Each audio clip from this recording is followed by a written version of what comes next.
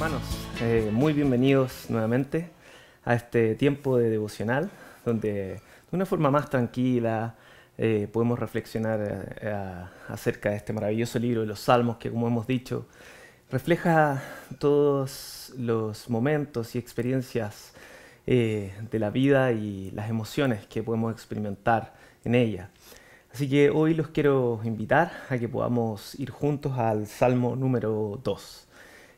Antes de leer la palabra, vamos a orar juntos, ¿les parece? Señor, te quiero pedir que por medio de tu Espíritu Santo, a todos los que están en sus casas, nos ayudes a que tu Espíritu Santo quiebre, Señor, ese desafío a tu autoridad que tenemos constantemente. Tu palabra sea hablando a nuestros corazones y transformando nuestras vidas, Señor, por medio de tu palabra. En el nombre de Jesús, amén. Vamos a leer el Salmo 2, como lo hemos estado haciendo en la nueva versión internacional. Así que acompáñenme con sus Biblias a leer. Salmo 2. ¿Por qué se sublevan las naciones? ¿Y en vano conspiran los pueblos? Los reyes de la tierra se rebelan. Los gobernantes se confabulan contra el Señor y contra su ungido, y dicen: hagamos pedazos las cadenas, librémonos de su yugo. El Rey de los cielos se ríe, el Señor se burla de ellos.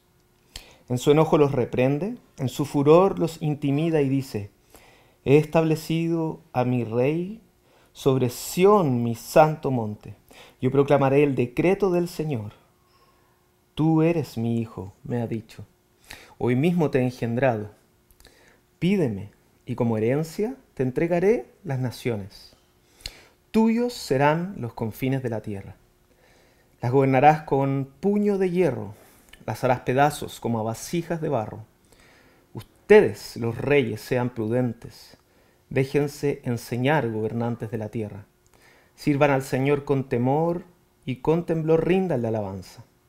Bésele los pies, no sea que se enoje, y ustedes sean destruidos en el camino, pues su ira se inflama de repente. Dichosos los que en él buscan refugio.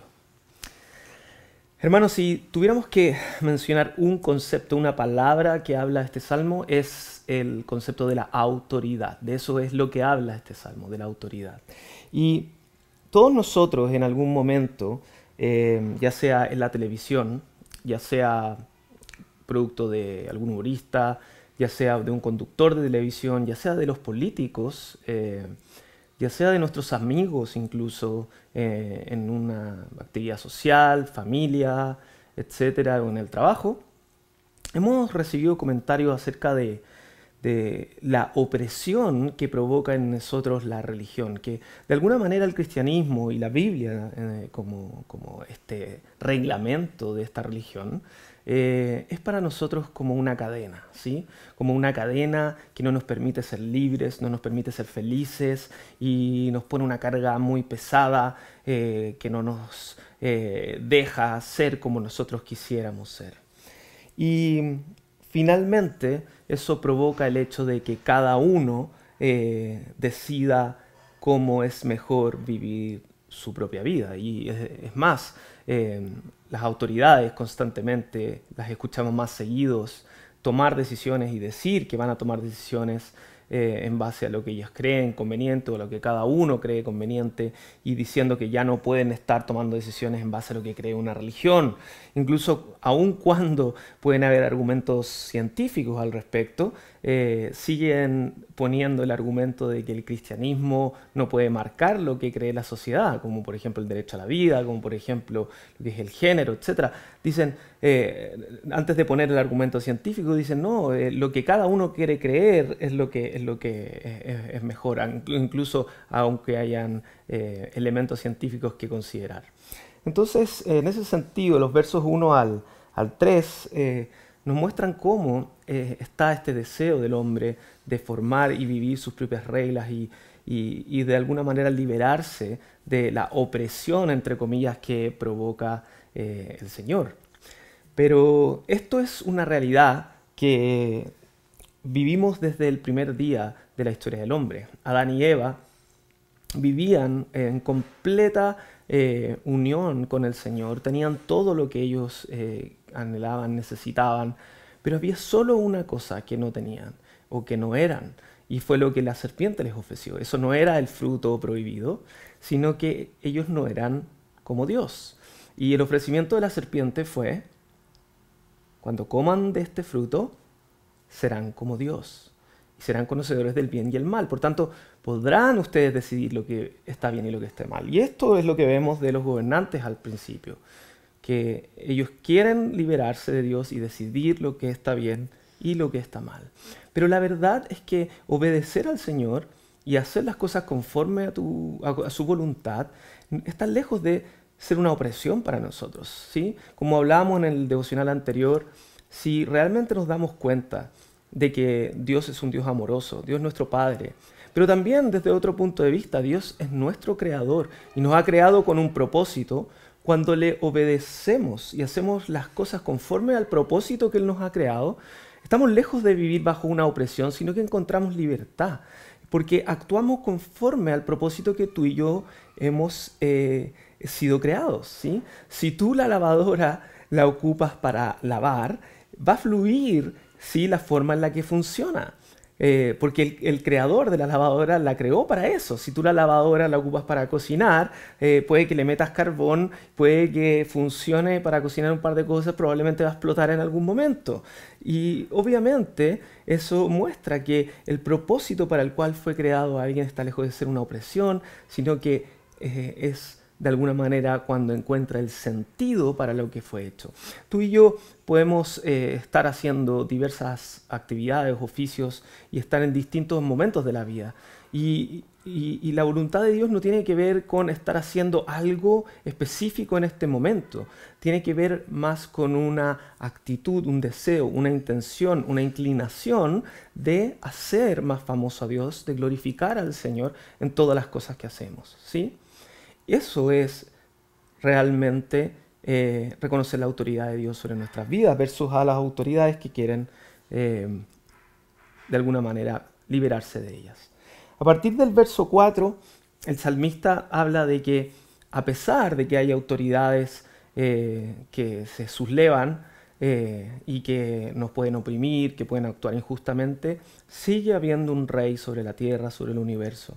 Y lo menciona en el verso 6, dice: establecido a mi rey sobre Sión, mi santo monte.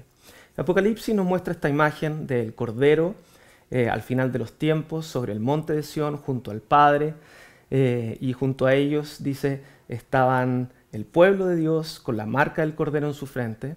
Y es una imagen representativa de que el verdadero rey es el Cordero, es Jesús, ¿sí? Y todos los que crean en Él, es decir, llevan la marca del Cordero, los que confían en que Jesús ocupó su lugar como sacrificio por sus pecados, van a estar con Él en la eternidad. Pero la imagen representativa en este salmo es que Jesús es el Rey. Jesús sigue gobernando. Jesús sigue siendo Rey del universo. El universo no está en descontrol, ¿sí? Él sigue siendo Rey, ¿sí? El universo no está a la suerte de nuestros gobernantes. Van, por un lado, a dar cuenta al rey cuando llegue su momento. Entonces, por un lado, tenemos que tener paciencia. Nuestro dolor, nuestra injusticia tiene un término, ¿sí? Tiene un fin. Y un día ellos van a tener que dar cuenta al verdadero rey. Pero segundo, también nos recuerda de que un día el reinado se va a ejecutar en todo lugar y en todo momento. ¿Sí? El reinado del Señor Jesús va a llegar definitivamente y toda injusticia se va a acabar. Por eso en el Padre Nuestro, una de las cosas que Jesús nos invitó a orar fue: venga tu reino, que se ejecute tu reino ahora, Señor. Nos acostumbramos a esta vida, ¿sí? Nos acostumbramos a las cosas normales, a las cosas que nos gustan, pero este no es nuestro hogar definitivo, dice la Biblia. Es por eso que en momentos como este, sobre todo, recordamos que debemos anhelar nuestro verdadero hogar y el reinado del Señor Jesús. Venga tu reino, Señor. Que tú seas queremos ver tu reinado sobre nuestras vidas y llegar a nuestro verdadero hogar. Finalmente, a partir del verso 10, el salmista hace un llamado o el Señor nos hace un llamado a que los reyes sean prudentes en la forma de enseñar, en la forma de dejarse enseñar, perdón, y en la forma eh, de, de alguna manera gobernar o ejercer la autoridad sobre otros. Y deben hacerlo con temor del Señor. Y yo creo que acá también hay un desafío para todos aquellos que decimos creer en este Dios justo, santo, pero también misericordioso y Dios de gracia, que ha entregado a su Hijo, quien era Dios y se rebajó y se humilló hasta lo sumo para morir en la muerte más humillante de todas, que era la muerte en la cruz, para servirnos a nosotros mismos, eh, para, para ganar nuestra salvación. Y ese llamado es que tú y yo, en diversos momentos de nuestra vida, en diversos contextos de nuestra vida, incluso ahora que estamos en nuestra casa, ejercemos roles de autoridad. ¿Sí? Ejercemos roles de autoridad, por ejemplo, si tenemos hijos. Ejercemos roles de autoridad, por ejemplo, si hay alguien que trabaja en tu casa. Ejercemos roles de autoridad, por ejemplo, si viene un jardinero que te ayuda con el jardín. Ejercemos roles de autoridad en el trabajo. Ejercemos roles de autoridad, por ejemplo, en la iglesia. Si tenemos equipos de trabajo en la iglesia, etc. De muchas maneras ejercemos roles de autoridad. Y en la forma en que nosotros lideramos a otros, ¿sí? Damos a conocer, mostramos, hacemos más famoso o escondemos el Dios de amor y gracia que tú y yo decimos creer. ¿Sí? Entonces, el llamado del Señor a nuestras vidas también es que mostremos el carácter del Señor Jesús, humilde, ¿sí? Que se rebajó para servir a otros. Ese es el carácter del liderazgo del Señor Jesús, la manera de ejercer autoridad sobre otros. Entonces debemos, ¿sí? Mostrar ese carácter apacible, servicial, sabio, paciente, que el Señor Jesús mostró siendo líder. Porque un día también se nos pedirá cuenta de la manera en que ocupamos ese rol de autoridad que se nos ha dado sobre otros. Porque la palabra dice que no hay ninguna autoridad que haya sido puesta en la tierra que no fuera por la voluntad del Señor. Así que, hermanos, los quiero invitar a recordar de que esta constante tendencia de nuestro corazón rebelde de tomar el lugar de autoridad de Dios, de que realmente encontramos libertad verdadera cuando nos sometemos a Él y encontramos su voluntad para lo cual fuimos hechos, todo lo contrario a someternos a la cárcel de lo que dice el cristianismo. Recordar de que Dios, por medio de Jesús, sigue siendo Rey sobre la tierra, en medio de todo lo que está ocurriendo. Y finalmente también a pedirle a Dios, por medio de su Espíritu Santo, que nos ayude a mostrar el carácter de Cristo, a hacer más famoso el nombre del Dios que creemos, ese Dios justo, amoroso, misericordioso, generoso, por medio de los roles de liderazgo que tú y yo ejercemos. Un abrazo grande y nos vemos en la próxima sesión de nuestro devocional.